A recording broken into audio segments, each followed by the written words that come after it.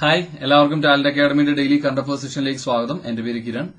നമുക്ക് ഇന്നത്തെ ഡിസ്കഷൻ ആരംഭിക്കാം. നമ്മൾ ഈ ഡിസ്കസ് ചെയ്യുന്ന ടോപ്പിക്കുകൾ നിങ്ങൾക്ക് ഉപകാരപ്പെടുന്നുണ്ടെങ്കിൽ ഇതുപോലുള്ള എക്സാംസിന് പ്രിപ്പയർ ചെയ്യുന്ന നിങ്ങളുടെ ഫ്രണ്ട്സിന് നിങ്ങൾ ഷെയർ ചെയ്ത് കൊടുക്കണം. അതുപോലെ തന്നെ നിങ്ങളുടെ അഭിപ്രായങ്ങൾ നിങ്ങൾ കമന്റ് ചെയ്യാൻ മറക്കരുത്. ഡെയിലി ഞങ്ങൾ ചോദിക്കുന്ന ചോദ്യങ്ങൾക്കുള്ള ഉത്തരം കൂടെ കമന്റ് ചെയ്യാം. ഇന്നത്തെ ഡിസ്കഷൻ ആരംഭിക്കുകയാണ്. നമ്മൾ ഇന്ന് ആദ്യം ഡിസ്കസ് ചെയ്യുന്നത് പർവ്വതാരോഹകയായ ചാങ് യിൻ ഹിങ്ങിനെ പറ്റിയാണ്. ഏറ്റവും വേഗത്തിൽ എവറസ്റ്റ് കീഴടക്കിയ വനിത എന്ന റെക്കോർഡിനുടമയായിരിക്കുകയാണ് ഹോങ്കോങ് സ്വദേശിനിയായ ചാങ് യിൻ ഹങ്. ഓർമ്മിച്ചു വെച്ചിരിക്കാം, ഏറ്റവും വേഗത്തിൽ എവറസ്റ്റ് കീഴടക്കിയ വനിത എന്ന റെക്കോർഡിനുടമ ഹോങ്കോങ് സ്വദേശിനിയായ സാൻ യിങ് ഹങ് ആണ്. 25 മണിക്കൂറും 50 മിനിറ്റും കൊണ്ടാണ് ഇവര് എവറസ്റ്റ് കീഴടക്കിയിരിക്കുന്നത്. അപ്പോൾ ഓർമ്മിച്ചു വെച്ചിരിക്കുക. അടുത്തൊരു അപ്പോയിന്റ്മെന്റ് ആണ്. ഇന്ത്യയുടെ പുതിയ കൊമേഴ്സ് സെക്രട്ടറി ആയിട്ട് നിയമിതനാകുന്നത് ശ്രീ BVR സുബ്രഹ്മണ്യമാണ്. അപ്പോൾ ഓർമ്മിച്ചു വെച്ചിരിക്കുക, പ്രധാനപ്പെട്ട ഒരു അപ്പോയിന്റ്മെന്റ് ആണ്. ഇന്ത്യയുടെ പുതിയ commerce secretary Shri BVR Subrahmanyam. അടുത്തത് റിസർച്ച് ആൻഡ് അനാലിസിസ് വിംഗ് കേന്ദ്ര ഏജൻസിയായ റോയുടെ മേധാവിയായിട്ടുള്ള സമന്ത് കുമാർ ഗോയലിനെ പറ്റിയാണ്. റോയുടെ മേധാവിയായ സമന്ത് കുമാർ ഗോയലിനെയും അതുപോലെ തന്നെ മറ്റൊരു ഏജൻസിയായ ഇന്റലിജൻസ് ബ്യൂറോയുടെ മേധാവിയായ അരവിന്ദ് കുമാറിനെ കാലാവധി കേന്ദ്രം ഒരു വർഷം കൂടെ നീട്ടിയിരിക്കുകയാണ്. അപ്പോൾ റീസെന്റ് ആയിട്ട് ഒരു വർഷത്തേക്ക് കൂടി കാലാവധി നീട്ടിയ റിസർച്ച് അനാലിസിസ് ആൻഡ് വിംഗിന്റെ മേധാവി സമന്ത് കുമാർ ഗോയലാണ്. അതുപോലെ ഇന്റലിജൻസ് ബ്യൂറോയുടെ മേധാവി ശ്രീ അരവിന്ദ് കുമാറാണ്. അതുപോലെ റീസെന്റ് ആയിട്ട് അപ്പോയിന്റഡ് ആയ CBIയുടെ മേധാവിയുടെ പേര് ശ്രീ സുബോധ് കുമാർ ജയ്സ്വാൾ ആണ്. അപ്പോൾ ഒരു വർഷത്തേക്ക് കാലാവധി നീട്ടിയ റിസർച്ച് ആൻഡ് അനാലിസിസ് വിംഗ് മേധാവി സമന്ത് കുമാർ ഗോയൽ, അതുപോലെ തന്നെ ഒരു വർഷത്തേക്ക് കാലാവധി നീട്ടിയ ഇന്റലിജൻസ് ബ്യൂറോയുടെ മേധാവിയാണ് ശ്രീ അരവിന്ദ് കുമാർ. അടുത്തത് ഇന്ത്യൻ വായുസേനയിലെ ഇന്ത്യൻ എയർഫോഴ്സിലെ ആദ്യ വനിതാ ഫ്ലൈറ്റ് ടെസ്റ്റ് എഞ്ചിനീയർ ആയിട്ട് മാറിയിരിക്കുന്നത് ആശ്രിത വി ഒലൈറ്റിയാണ്. അപ്പോൾ ഓർമ്മിച്ചു വെച്ചേക്കുക, ഇന്ത്യൻ വായുസേനയിലെ ആദ്യ വനിതാ ഫ്ലൈറ്റ് ടെസ്റ്റ് എഞ്ചിനീയറായ വ്യക്തിയാണ് ആശ്രിത വി ഒലൈറ്റി. ഇന്ത്യൻ എയർഫോഴ്സിന്റെ ചീഫ് ആരാണ്? RKS ഭദൌരിയാണ്. രാകേഷ് കുമാർ സിംഗ് ഭദൌരിയാണ് ഇന്ത്യൻ എയർഫോഴ്സിന്റെ ചീഫ്. അടുത്തത് പാർലമെന്റ് അംഗമായ ദിയ കുമാരിയെ പറ്റിയാണ്. Bureau of inter parliamentary union വിവിധ പാർലമെന്റുകളുടെ ഒരു അന്താരാഷ്ട്ര ഓർഗനൈസേഷനാണ് ഇന്റർ പാർലമെന്ററി യൂണിയൻ. അപ്പോൾ ഇന്റർ പാർലമെന്ററി യൂണിയന്റെ ഭാഗമായിട്ടുള്ള bureau of inter parliamentary union standing committee of united nation affairs അംഗമായിട്ട് നോമിനേറ്റ് ചെയ്യപ്പെട്ട ലോക്സഭാ അംഗമാണ് ദിയ കുമാരി. അപ്പോൾ ഓർമ്മിച്ചു വെച്ചിരിക്കാം, ഇന്റർ പാർലമെന്ററി യൂണിയന്റെ bureau of inter parliamentary union standing committee of united nation അഫയേഴ്സിന്റെ അംഗമായിട്ട് നോമിനേറ്റ് ചെയ്യപ്പെട്ട ലോക്സഭാ അംഗം രാജസ്ഥാനിൽ നിന്നുമുള്ള ദിയ കുമാരിയാണ്. ഇന്റർ പാർലമെന്ററി യൂണിയന്റെ ആസ്ഥാനം ചെയ്യുന്നത് സ്വിറ്റ്സർലാൻഡിലെ ജനീവയിലാണ്. നിലവിലെ സെക്രട്ടറി ജനറൽ മാർട്ടിൻ ചോങ് ആണ്. അടുത്തത് ഇന്ത്യൻ ബ്രോഡ്കാസ്റ്റിംഗ് ആൻഡ് ഡിജിറ്റൽ ഫൗണ്ടേഷനെ പറ്റിയാണ്. ഇന്ത്യൻ ബ്രോഡ്കാസ്റ്റിംഗ് ഫൗണ്ടേഷൻ IBFന്റെ പുതിയ പേരാണ് Indian broadcasting and digital foundation. അപ്പോൾ ഓർമ്മിച്ചു വെച്ചേക്കാം, OTT പ്ലാറ്റ്ഫോംസിന് കൂടെ ഉൾക്കൊള്ളിച്ചുകൊണ്ട് Indian broadcasting and digital foundation എന്ന് നാമകരണം ചെയ്തിരിക്കുകയാണ് ഇന്ത്യൻ ബ്രോഡ്കാസ്റ്റിംഗ് ഫൗണ്ടേഷന്. ഇന്ത്യൻ ബ്രോഡ്കാസ്റ്റിംഗ് ഫൗണ്ടേഷന്റെ പ്രസിഡന്റ് ആയിട്ടുള്ള വ്യക്തി ആരാണ്? മലയാളിയായ ശ്രീ K മാധവനാണ്. സ്റ്റാർ ആൻഡ് ഡിസ്നി ഇന്ത്യയുടെ പ്രസിഡന്റായ ശ്രീ K മാധവനാണ് IBFന്റെ നിലവിലെ പ്രസിഡന്റ്. അടുത്തത് ആശുപത്രി ശൃംഖലയായ അപ്പോളോ ഹോസ്പിറ്റൽസിനെ പറ്റിയാണ്.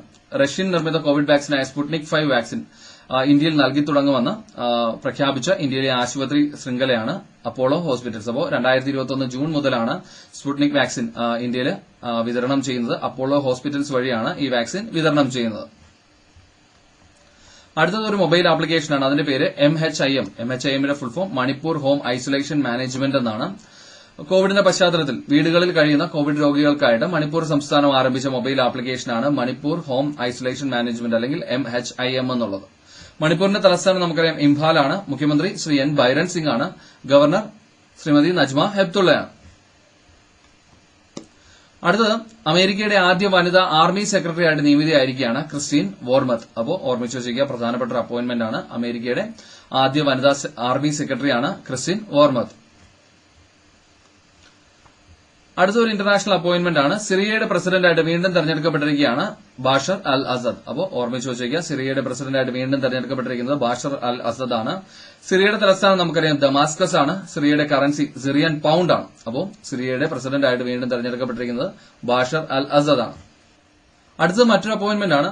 ലോകത്തിലെ ഏറ്റവും വലിയ മ്യൂസിയമായ ലൗറെ മ്യൂസിയം, ഫ്രാൻസിലെ പാരീസിലെ ലൗറെ മ്യൂസിയത്തിന്റെ ആദ്യ വനിതാ പ്രസിഡന്റായിട്ട് നിയമിതയായിരിക്കുന്നത് ലോറൻസ് ഡെസ്കാർസ് ആണ്. അപ്പോൾ ഓർമ്മിച്ചു വെച്ചേക്കാം, ലോകത്തിലെ ഏറ്റവും വലിയ മ്യൂസിയമായ ലൗറെ മ്യൂസിയം, ഫ്രാൻസിലെ പാരീസിലെ ലൗറെ മ്യൂസിയത്തിന്റെ ആദ്യ വനിതാ പ്രസിഡന്റായിട്ട് നിയമിതയായിരിക്കുന്നത് ലോറൻസ് ഡെസ്കാർസ് ആണ്. അടുത്തൊരു പുസ്തകമാണ്. അതിന്റെ പേര് സവർക്കർ എ കണ്ടസ്റ്റഡ് ലെഗസി എന്നാണ്. സ്വാതന്ത്ര്യ സമര സേനാനിയായ VD സവർക്കറിനെ പറ്റിയുള്ള പുസ്തകമാണ്. ഈ പുസ്തകത്തിന്റെ പേര് Savarkar A contested legacy 1924 to 1966 എന്നാണ്. ഈ പുസ്തകം രചിച്ചിരിക്കുന്നത് ചരിത്രകാരനായ ശ്രീ വിക്രം സമ്പത്താണ്. അടുത്തത് കുറച്ച് ദിനങ്ങളാണ്. അതിലൊന്ന് മെയ് 28 വേൾഡ് ഹങ്കർ ഡേ അല്ലെങ്കിൽ ലോക വിശപ്പ് ദിനമായിട്ടാണ് ആചരിക്കുന്നത്. 2021 പ്രമേയം ആക്സസ് എൻഡ്സ് ഹങ്കർ എന്നുള്ളതാണ്. അപ്പോൾ ഓർമ്മിച്ചു വെച്ചിരിക്കുക, ലോക വിശപ്പ് ദിനം മെയ് 28. 2021 പ്രമേയം ആക്സസ് എൻഡ്സ് ഹങ്കർ എന്നാണ്. അങ്ങനെയാണെങ്കിൽ ലോക ഭക്ഷ്യദിനം നമ്മൾ എന്നാണ് ആചരിക്കുന്നത്? ഒക്ടോബർ മാസം 16 തീയതിയാണ്. അപ്പോൾ അതോടെ ഓർമ്മിച്ചു വെച്ചിരിക്കുക. അതുപോലെ മെയ് മാസം 28 മെൻസ്ട്രൽ ഹൈജീൻ ഡേ ആർത്തവ ശുചിത്വ ദിനമായിട്ടാണ് ആചരിക്കുന്നത്. ആർത്തവ ശുചിത്വം പാലിക്കുന്നതിന്റെ ആവശ്യകതയെപ്പറ്റി ഓർമ്മിപ്പിക്കുന്ന അന്താരാഷ്ട്ര ദിനമാണ് മെൻസ്ട്രൽ ഹൈജീൻ ഡേ. ആചരിക്കുന്നത് മെയ് മാസം 28 2021 പ്രമേയം action and investment in menstrual hygiene and health എന്നുള്ളതാണ്. അപ്പോൾ ഈ പ്രമേയം ഓർമ്മിച്ചു വെച്ചിരിക്കാം. Menstrual hygiene day May 28. അതുപോലെ തന്നെ വേൾഡ് ഹങ്കർ ഡേ അല്ലെങ്കിൽ ലോക വിശപ്പ് ദിനം എന്നാണ് ആചരിക്കുന്നത് മെയ് 28. അതുപോലെ മെയ് 28 മറ്റൊരു പ്രത്യേകതയുണ്ട്. International day of action for women's health. സ്ത്രീകളുടെ ആരോഗ്യത്തെ സംരക്ഷിക്കുന്നതിനെ കുറിച്ച് അവബോധം നൽകുന്ന അന്താരാഷ്ട്ര ദിനമാണ് international day of action for women's health എന്നുള്ളത്. അതും ആചരിക്കുന്നത് മെയ് മാസം 28. 2021 international day of action for women's health ക്യാമ്പയിന്റെ പ്രമേയം women's health matters ending the inequality pandemic and ensuring SRHR remains essential എന്നുള്ളതാണ്. ഇപ്പൊ ഈ പ്രമേയം ഒന്ന് വായിച്ചു വെച്ചേക്കുക.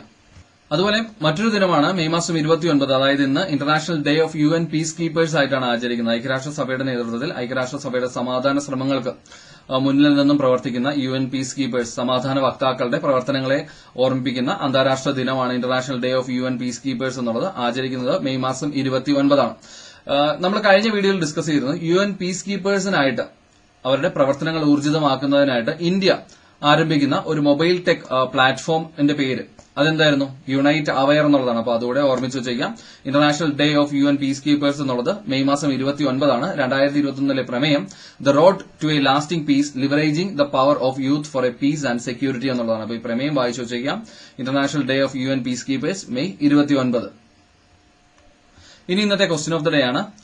ഊർജ്ജ മേഖലയിലെ നൊബേൽ സമ്മാനം എന്നറിയപ്പെടുന്ന എനർജി ഫ്രോണ്ടിയർ അവാർഡ് അല്ലെങ്കിൽ ENI അവാർഡ് 2020 അർഹനായ ഇന്ത്യൻ ശാസ്ത്രജ്ഞൻ ആരാണ് എന്നതാണ് ഇന്നത്തെ ക്വസ്റ്റ്യൻ ഓഫ് ദ ഡേ. ഉത്തരം അറിയുന്നവർ ഈ വീഡിയോയുടെ താഴെ കമന്റ് ചെയ്യുക. ഉത്തരം അറിയില്ലെങ്കിൽ കഴിഞ്ഞ ദിവസത്തെ വീഡിയോ പോയി കണ്ട പോയിന്റ്സ് ഒക്കെ നോട്ട് ചെയ്യുക. അതുപോലെ കഴിഞ്ഞ ദിവസം നമ്മൾ ചോദിച്ചിരുന്ന ചോദ്യമാണ് നമ്മുടെ കേരള സംസ്ഥാനത്തിന് പുതിയതായി നിയമിതനായ ഊർജ്ജ സെക്രട്ടറി ആരാണെന്നുള്ളത്. അപ്പോൾ നിങ്ങൾ പലരും അതിന് ഉത്തരം എഴുതിയിരുന്നു. ഡോക്ടർ B അശോക് ആണ് പുതുതായി നിയമിതനായ കേരളത്തിന്റെ ഊർജ്ജ സെക്രട്ടറി. ഓക്കെ ഫ്രണ്ട്സ്, അപ്പോൾ ഇന്നത്തെ വീഡിയോയിൽ നമ്മൾ ഡിസ്കസ് ചെയ്തത് ടാലന്റ് അക്കാഡമിയുടെ ഡെയിലി കറന്റ് അഫയേഴ്സ് അപ്ഡേറ്റ്സ് ആണ്. ടാലന്റ് അക്കാഡമിയുടെ ഡെയിലി കറന്റ് അഫയേഴ്സിന്റെ മറ്റൊരു വീഡിയോയുമായിട്ട് നമുക്ക് അടുത്ത ദിവസം കാണാം. അതുവരെയും bye bye and thank U.